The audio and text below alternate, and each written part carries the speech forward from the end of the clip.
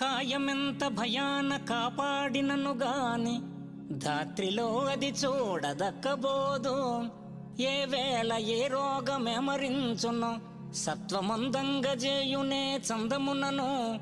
ఔషధంబులు మంచి అనుభవించిన గాని కర్మక్షీణంబైన గాని విడదు.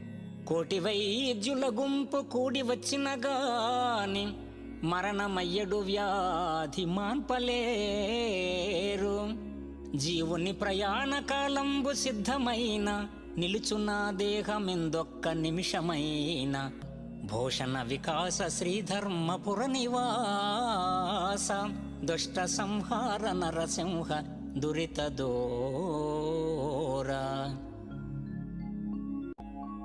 కర్మ తీరిపోతే కాయము ఒక్క క్షణమైనా నిలవదు.